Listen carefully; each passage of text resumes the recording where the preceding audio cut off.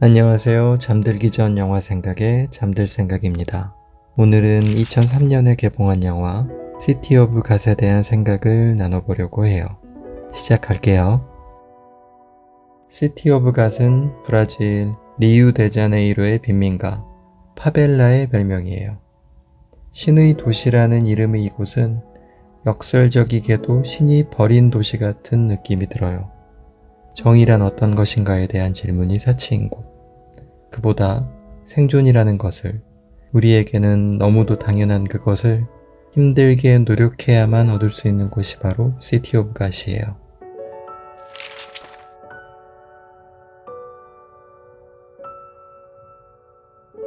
시티 오브 갓에서 가장 현명한 결심은 어떻게든 그곳을 떠나야겠다는 거예요. 하지만 태어날 때부터 익숙한 가난, 폭력, 살인은 이 상황이 얼마나 말도 안 되는 상황인지, 그리고 이 상황을 벗어날 수나 있을지 생각조차 하지 못하게 만드는 것 같아요. 그도 그럴 것이 그 세상 밖에 있는 우리의 눈에는 그 안의 상황이 얼마나 처참한지가 보이지만 태어났을 때부터 그것이 전부인 사람들에게는 그 밖의 세계에 대한 희망은 상상조차 할 수 없는 것들이기 때문이에요. 주인공 부스카페는 그런 의미에서 아주 현명한 결심을 한 소년이에요. 하지만 재밌는 것은 그가 이런 결심을 하게 된 것이 순전히 그의 현명함이나 옳음에 대한 추종 때문에 나온 것 같지만은 않다는 점이에요. 사실 부스카페는 시티 오브 갓이라는 사회의 일종의 부적응자인 셈이에요.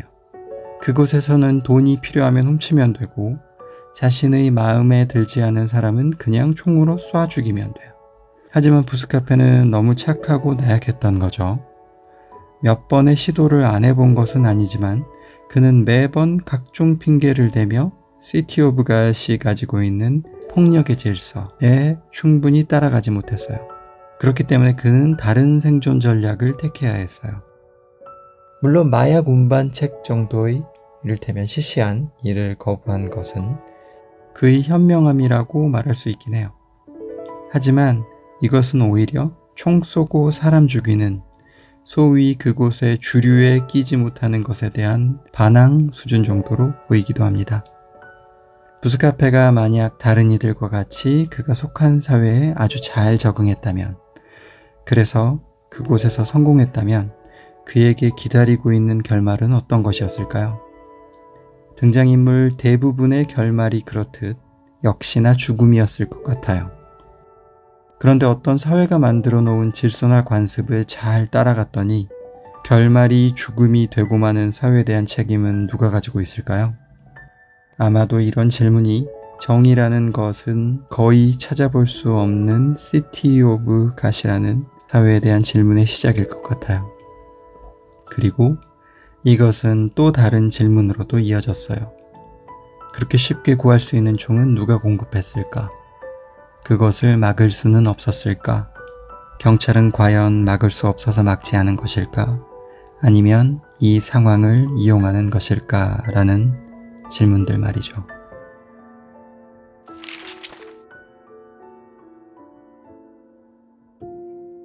저는 제도가 없는 사회보다 잘못된 제도가 철저히 자리 잡혀 버린 사회가 사실 더 위험하다는 생각이 들어요.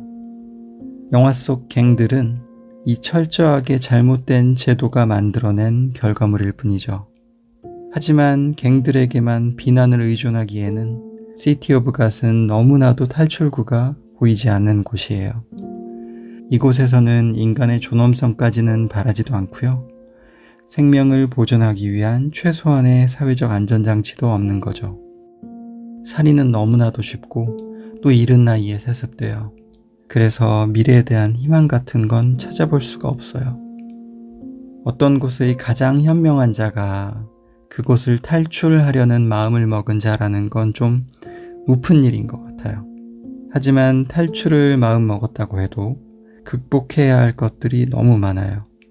주변 모든 사람들은 죄다 범죄자이고 또 나는 충분한 교육을 받지도 못했으며 가족은 갑자기 죽거나 처음부터 없는 경우도 많아요. 많은 자기계발서에서 얘기하는 것처럼 일단 시작하고 실패해도 거기서 배우고 나에게 온 장애를 극복하라는 공식이 여기서도 통할까라는 생각이 들어요. 그리고 혹시나 실패가 바로 죽음을 뜻하는 것은 아닐까? 현재의 생존에 감사하며 욕심 없이 살아야 하는 것은 아닐까? 미래를 꿈꾸고 희망을 갖는 것이 지나친 사치는 아닐까 하는 생각들로 이어지기도 해요.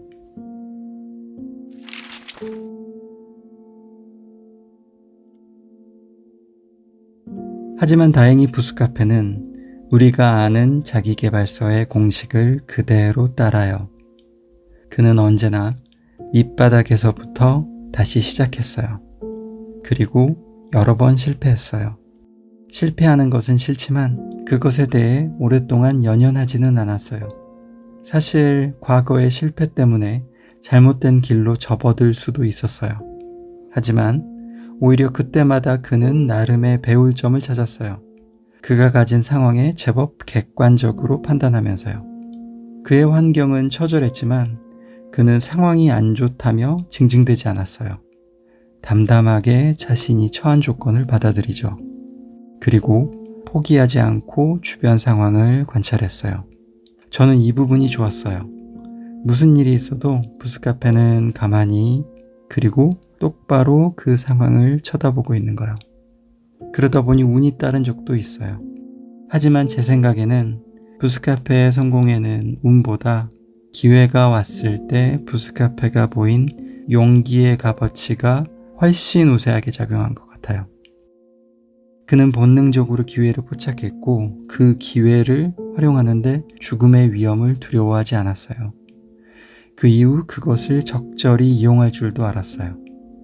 결정적인 기회가 왔을 때 그가 보인 행동들이 사실 모두 순식간에 일어난 일인 걸로 봐서는 아마 부스카페는 그런 기회를 살면서 오랜 시간 동안 기다려왔던 걸로 보여요. 마음속으로 혹은 본능적으로 준비해 왔던 걸로 보여요.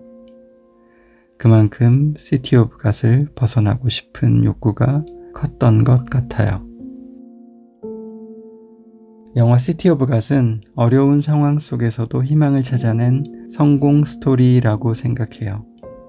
사실 어떤 성공 스토리든 어렵지 않은 상황 속에서 발생한 것은 없죠.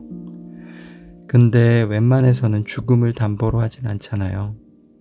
그래서 부스카페의 스토리는 조금 더 특별한 것 같아요. 죽음이 일상인 곳이라고 해서 죽음의 공포까지 작은 건 아닐 테니까요. 아마도 부스카페의 성공 비결은 죽음의 공포가 자신을 둘러싼 와중에도 의지를 굽히거나 포기하지 않고 담담히 상황을 받아들이며 관찰하고 마음속 목표를 끝까지 잊지 않았다는 점 같아요. 사회의 제도가 나를 보호해주지 않는 곳에서, 다르게 말하면 정의가 없는 곳에서 자신을 잃지 않고 이렇게 지켜내기란, 그리고 시류에 편승해서 흘러가는 대로 내버려두지 않기란 쉽지 않기 때문이죠.